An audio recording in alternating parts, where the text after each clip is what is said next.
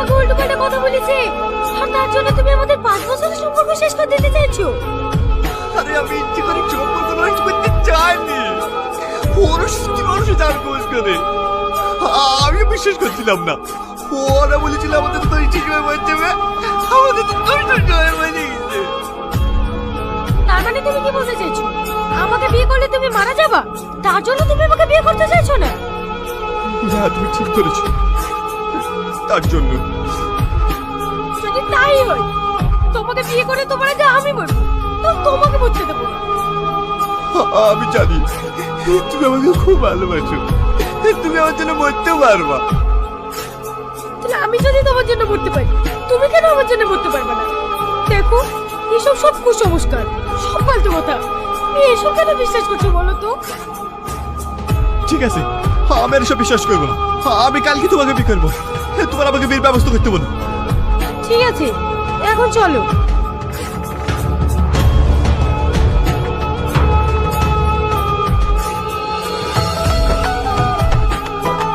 কি গো দাঁড়িয়ে গেলে যে, চলো।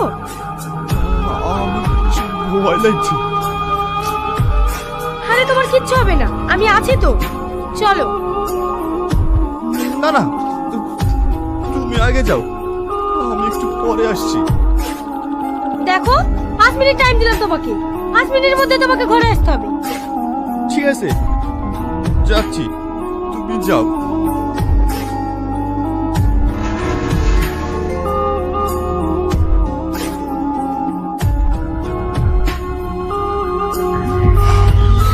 কি ব্যাপার, আপনারা চলে এসেছেন? কি করবো বলো, এটা তো আমাদের হুকুম, পালন তো করতেই হবে। বিশ্বাস করো, তোমার মতো ভালো মানুষের জীবনটা নিতে আমাদেরও খুব কষ্ট হবে। আমরা নিরুপায়।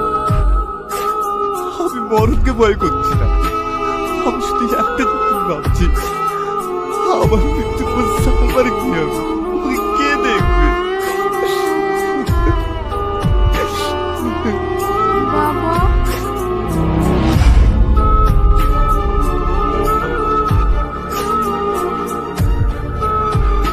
বাবা বাবা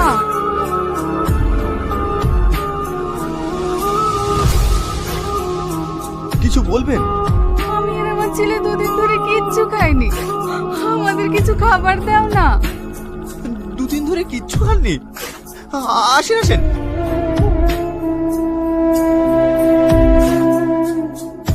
বসেন, আমি আপনাদের জন্য খাবার নিয়ে আসছি।